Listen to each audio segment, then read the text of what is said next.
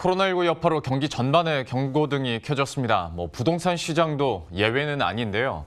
특히 그동안 가파른 상승세를 보였던 수도권 부동산 시장도 그 가격이 꺾이거나 약간 주춤한 상황이어서 이제는 조정기에 접어든 거 아니냐라는 얘기들도 나오고 있습니다.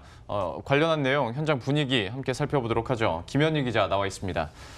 먼저 지금 부동산 시장 전체적인 분위기 있지 않습니까? 좀 어떤지 설명을 해주시죠. 사실 아까 말씀하신 것처럼 그동안 수도권 주택 시장을 중심으로 굉장히 고고행진을 보여왔던 게 바로 부동산 시장인데요. 예. 최근에는 이런 상승세가 좀 꺾이는 게 아니냐 하는 그런 우려가 좀 짙어지고 있습니다. 특히 눈에 띄는 게 바로 거래량 감소인데요.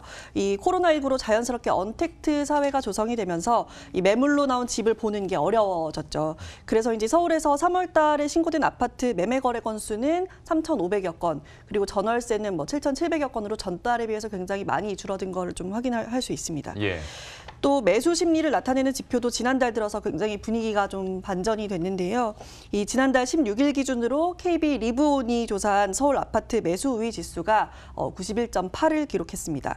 이 지표가 기준선인 100 아래로 떨어진 것은 지난해 9월 이후로 굉장히 6개월 만에 처음 있는 일이거든요. 이 의미는 지금 집을 사겠다는 사람보다 팔겠다는 사람이 훨씬 더 많다는 겁니다. 그래서 이런 상황을 좀 단순하게 풀이를 한다면은 이제 집이 좀 잘 팔리지 않는다라고 좀 볼 수도 있는 거겠죠. 그러니까 경기 부진에 대한 우려감들도 있겠고, 얘기를 해준 것처럼 코로나19 여파도 있다 보니까 거래 자체가 근데 부진하면 결국에는 가격 하락 쪽으로 좀 방향성이 갈 수도 있을 텐데, 실제로 어떤 가격에 대한 추이는 어떤 변화가 있습니까? 지금 시장 위축을 좀 발빠르게 반영하는 곳이 좀 경매 시장인데, 그쪽에서는 가격에 좀 위축이 좀 나타나는 그런 낌새가 있습니다. 이 최근에 코로나19로 경매 자체가 좀 열리지 않아서 사례가 충분하지는 않습니다만, 반포주공 1단지 같은 굉장히 고가의 아파트도 시세 반값에도 좀 재주인을 찾지 못한다, 이런 경우가 좀 나타나고 있고요. 또 최근에 강남 재건축 위주로 시세보다 수억 원씩 저렴한 급매물이 나오고 있고 또 팔리고 있다, 이런 얘기가 들려오거든요. 다만 전문가들 사이에서는 이런 급매물이 평상시보다 좀 많은 수준인지, 또 지금 본격적인 조정장이 시작된 것인지에 대해서는 좀 의견이 분분합니다. 실제로 최근에는 재건축이 아닌 일반 아파트에서도 시세보다 몇억 원씩 떨어진 그런 거래가 나타났다 하는 얘기가 들리는데요.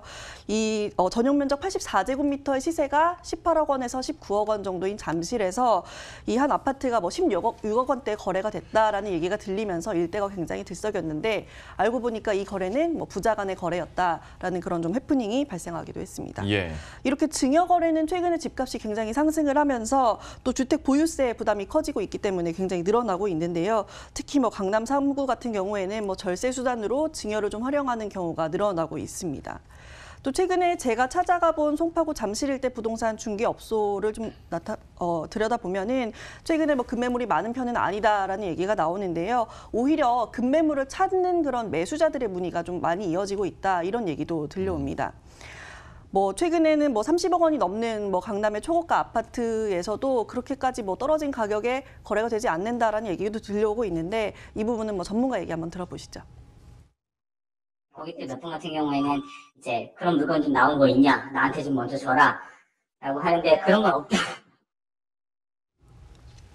근데 지금 부동산 시장 상황이나 앞으로 예측에 대해서는 저도 나름대로 부동산 전문가들과 얘기를 해보면, 그러니까 지금 정부의 고강도 부동산 대책이나 경기 침체 우려 때문에 부동산 시장이 꺾일 수 있다라고 말하는 전문가들도 있고, 지금의 어떤 제로금리 수준이랄지 아니면 우리나라의 그 학습이 효과, 부동산으로 계속 돈을 벌었던 그런 학습이 효과 때문에 그렇게 많이 꺾이지는 않을 거다라는 전문가들도 있는데, 김현희 기자는 또 김 기자대로 취재를 해보면 분위기가 어떻습니까? 지금 말씀하신 것처럼 굉장히 상승기가 가파르게 또 오랫동안 이어져 왔기 때문에 이 부동산 시장의 앞으로 미래가 좀 어떻게 될 것이냐 하는 거에 대해서는 굉장히 좀 의견들이 갈리고 있고요.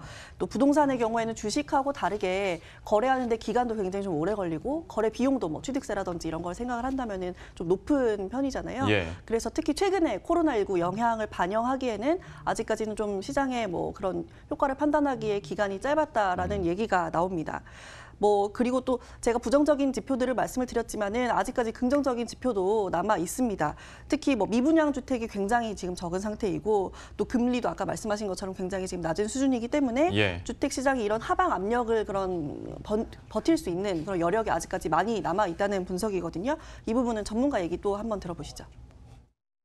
가격 급등 피로감으로 당분간 가격 조정 움직임이라든지 코로나19로 인한 경기 위축이 지금보다 더 가시화되면 주택의 거래량이 감소한다든지 가격 조정은 커질 수 있습니다. 하지만 지금은 거래량이나 미분양, 공급, 여러 가지 시장의 움직임이 아직은 혼조세이기 때문에 시장의 변화가 뚜렷하게 방향성을 찾지는 못한 것으로 보여집니다. 이 장기적으로 우리가 우려하는 것은 과연 부동산 시장이 지난 2008년 이후에 그런 급락 모습을 좀 답습할 것이냐 하는 것인데 이런 것도 마찬가지로 지금은 경기 상황에 달려 있다고밖에 말씀드릴 수 없는데요. 이 부분도 전문가 분석 한번 들어보시죠. 금리를 낮추고 사실 이제 유동성을 단기로 풀어서 너무 경색이 되는 것들을 좀 막겠다라고 정부가 하고 있는 부분이기 때문에 실제로 이제 이것이 충격이 급격하게 나타나면서 가격을 뚝 떨어뜨리거나 하는 쪽으로 가진 않겠지만 오랜 시간을 두고 조정이 되는 국면으로 갈 가능성이 있다고 보이기 때문에 예, 이렇게 해서 부동산 시장의 분위기 그리고 전문가들의 의견 함께 들어봤습니다. 김현희 기자와 함께했습니다. 잘 들었습니다.